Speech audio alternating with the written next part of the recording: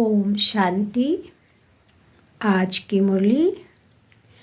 आज बाबा ने शुद्ध घमंड में रहने के लिए कहा है, क्योंकि श्रीमद् आत्मा के असली गुणों को बताती भी है और उसे कैसे धारण करना है, जिससे आत्मा अपने सतयुगी संस्कारों को स्वयं में भरकर विश्व में कलयुग रूपी रात को हटाए सतयुग रूपी दिन को लाने में उस परम आत्मा का सहयोगी बन उस सुख शांति को पाती है, जिस सुख शांति के लिए हम आत्माएं भक्ति करते करते टिप्पर भी घिस लिए और मन के इशारे पर नाचते नाचते शरीर के हर पुर्जे को भी बिल्कुल शक्तिहीन बनाकर छोड़ दिया।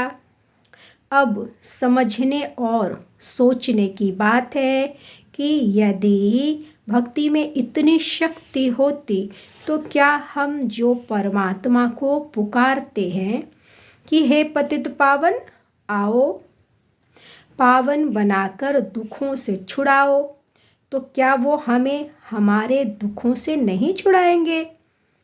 और जब परमात्मा है ही सर्वव्यापी, तो फिर उसके लिए हम कितने यज्ञ तप दान पुण्य के कर्म करते हैं, उसको बुलाने की फिर क्या ज़रूरत है? और बुलाते हैं तो उसके आने पर भी उसे हम पहचानते क्यों नहीं? कहने का भाव यहाँ पर यह है कि हम मनुष्य जो सोचते हैं वो बोलते नहीं, और जो बोलते हैं वो दूसरों को सुनाने तक तो ठीक है, परंतु खुद कुछ करना नहीं चाहते। फिर करने में तो सबसे आसान जो लगता है वो ही करना चाहते हैं। तो अब जब दुख होता है, हमें सबसे आसान और सरल विधि जो लगता है व्रत तीर्थ और दान पुण्य करना, यही हमें सबसे अच्छा लगता है। तो जब कर्मों पर अटेंशन देने की बात आती है, हम क्या करते? ये चीज़ें हमें जचती नहीं, हम आसान तरीका आसान रास्ता ढूंढ लेते हैं। हम भक्ति करने को फिर प्राथमिकता देते रहते हैं, तभी दुख अशांति बढ़ती जाती है। तो उससे बचने का जब कोई रास्ता नहीं मिलता है तो वेद शास्त्रों को पढ़कर भगवान को पाने के लिए प्रयत्न करते और गुरु गोसाई के चक्र में फंस जाते हैं, जिससे अपने लिए भूल भुलैया हम और तैयार कर लेते हैं। अब जब इस संगम युग में बाबा निराकार आते हैं, जो स्वयंभू होने के कारण अवतरित होते हैं ब्रह्मा के तन में। बाबा ने एक बार मुरली में कहा था कि क्या मेरी टांगे हैं जो मैं बैल पे चढ़ के आऊँगा?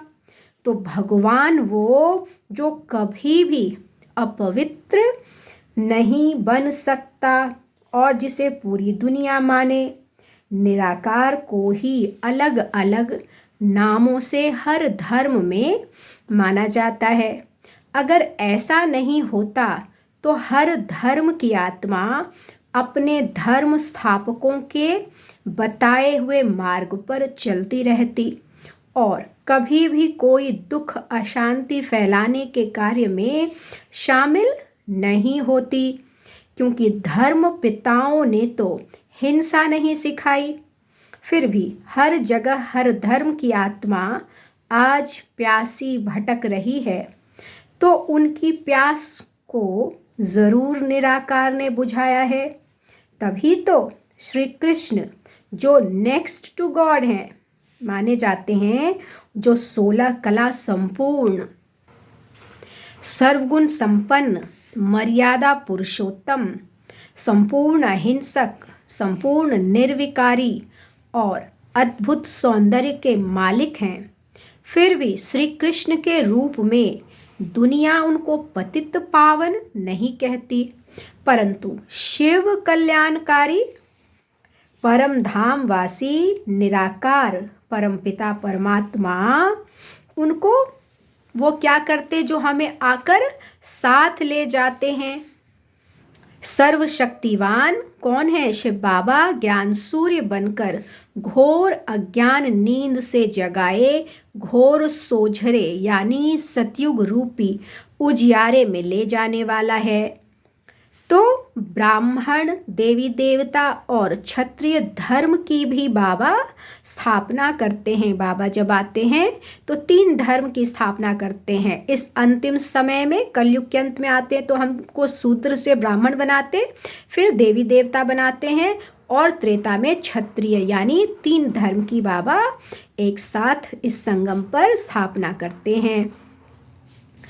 बाबा क्या कहते कि सृष्टि चक्र के अंत में भी मैं सतयुग के आदि में आकर शांति के सागर शिव बाबा अपने हम मनुष्य आत्माओं को तू मात पिता हम बालक तेरे की गाथा को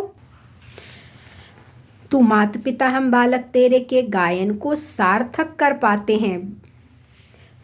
ज्ञान मार्ग प्रवृत्ति यानी परवृत्ति से छूटने का मार्ग है, माया की अधीनता को खत्म करने का मार्ग है, इसलिए इसे ज्ञान मार्ग कहते हैं। क्योंकि ज्ञान पाप और पुण्य बताती है, कर्मों के गुह्य गति को समझाती है, दुखों से छुड़ाती है और सच्चे रास्ते पर शिव बाबा पिता बनकर लिबरेटर बनकर गाइड बनकर हमें वापस अपने घर ले जाते हैं। ड्रामा के ख़त्म होने पर तो जो टीचर बन पढ़ाता है वही बच्चे के बड़े होने तक भी साथ रह उसको हर दिन उंगली पकड़कर चलना भी सिखाता है और ठोकरों से बचने का रास्ता भी बाबा बताते हैं। इसके लिए बच्चे के पैदा होने से लेकर उसे श्रेष्ठाचारी बनाकर साथ ले जाने तक ज्ञान मुरली सुनाए वर्षों तक उसकी पालना करते हैं। गीता ज्ञान देने का कार्य भी एक निराकार परमपिता परमात्मा का ही है।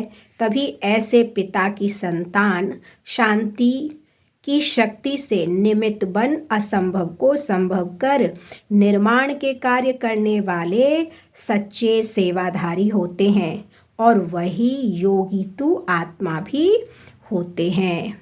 अच्छा, ओम शांति।